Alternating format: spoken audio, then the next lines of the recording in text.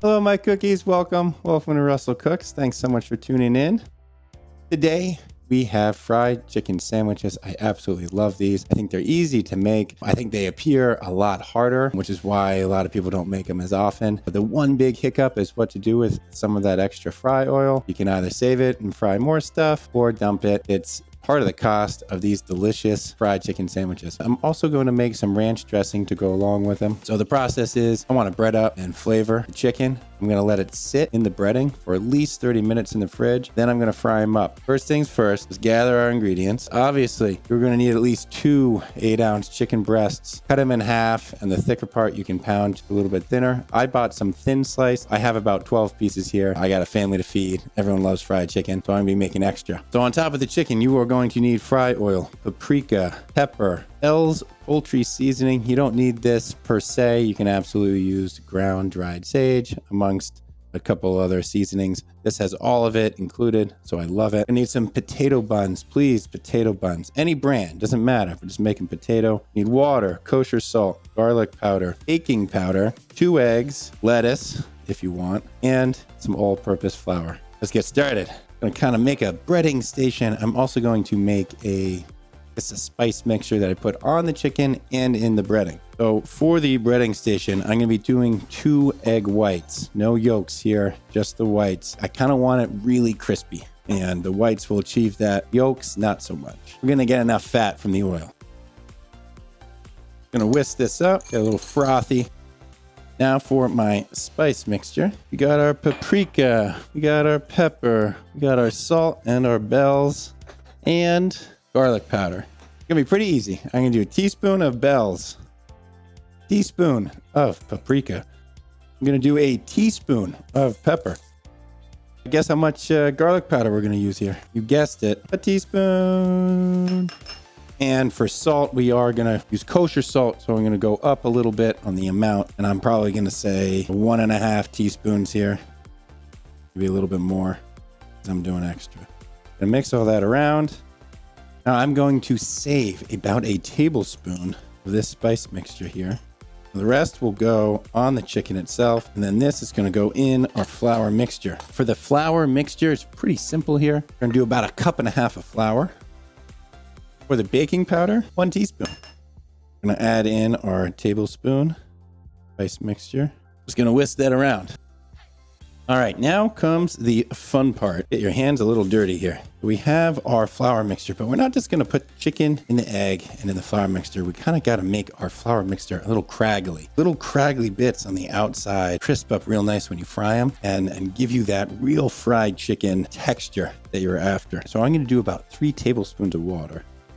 I'm just gonna mix it, clump it, and break it up. And you can kind of start to see, starting to get kind of shaggy. That's exactly what I want. Kind of looks like what breading looks like after you've just dredged a bunch of chicken in it. It gets all those like shaggy bits. That's what you want here. For the chicken, now I'm going to season it up with my seasoning here. On both sides.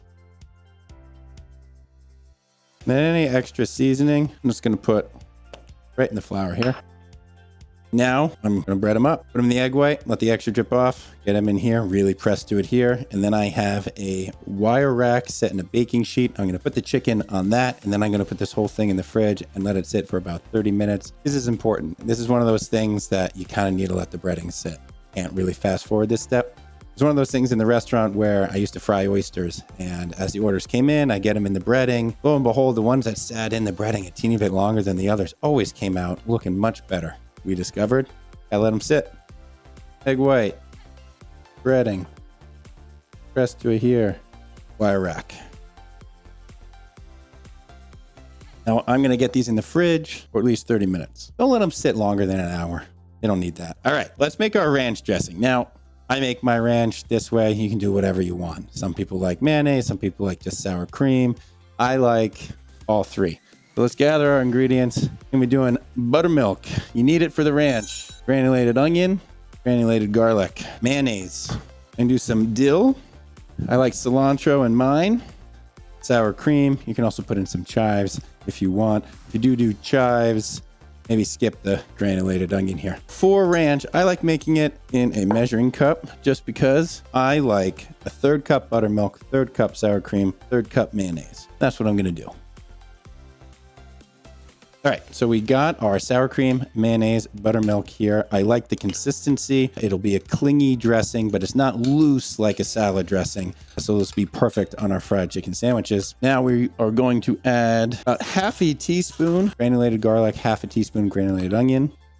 I like mine pretty herby, so I'm probably gonna do between 1 and 2 tablespoons total for my herbs. Remember, dill, pretty potent. So I might do 1 part dill, 3 parts cilantro. I also got some chives. I might put a few in here. Some dried chives, a pinch. For the dill, let's do 1/2 teaspoon to 1 teaspoon. And cilantro, I'll shoot for a tablespoon.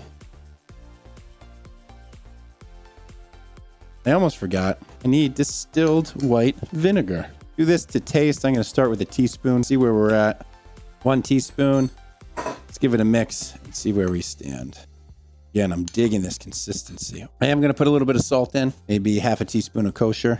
I might put another 1/2 teaspoon into this vinegar, make it a little bit sharp. Next up, I'm going to shred some lettuce. Iceberg, romaine hearts, romaine in general is all great. You can leave the leaves whole if you want. I like it shredded. Now for your fry oil. Peanut oil is fantastic. Obviously, it's an allergen, so don't use it if you're allergic to peanuts or anyone else you know is. I'm going to be using canola. I think that's a fantastic choice as well. You might need upwards of 2 quarts here. I'm going to start with 1.5 quarts and see where that gets me.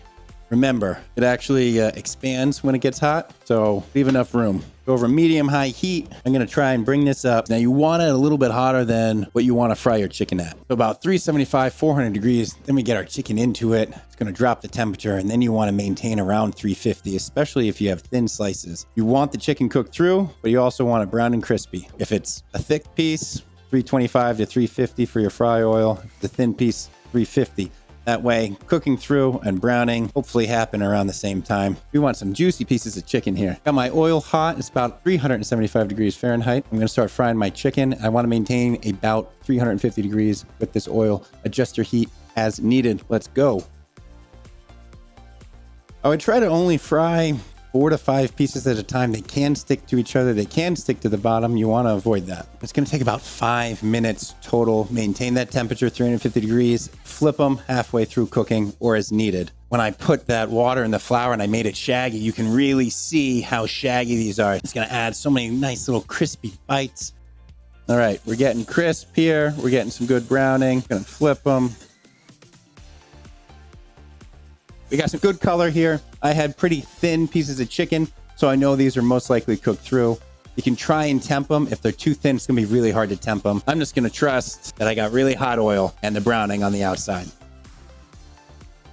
Yeah, we're hot, we're good. Get the rest of this chicken in.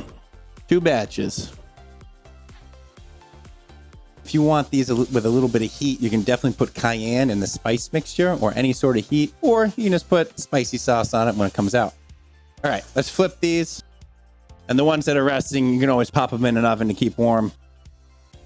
All right, so I got my potato bun. Please do the potato bun. I'll do my pickles on the bottom here. Here comes our chicken landing zone. Look at that. Look at the craggly, shaggy bits. Let's get some of this creamy ranch. And if you feel like it's a little too thin, you can always add a little more mayonnaise or sour cream. I think this is just right. This, I wouldn't put in salad. You want to loosen it up with a little more buttermilk and probably a little more vinegar. Now here comes that crisp, crunchy lettuce. Look at that. Crispy chicken. Boom. You hit with that chicken flavor. Get that crispy coating, all the little craggly bits. And then that spice mixture comes through. It just builds a layer of flavor, potent flavor. This is fantastic. The pickles, chicken sandwich first, but the pickles just add to that. This is just so good. Thank you everyone for tuning in. Don't forget, you can follow me on YouTube, Twitch. I'm also on Twitter, Instagram, and TikTok. Thanks so much for tuning in. Hope you enjoyed the video. See you next time. Take care.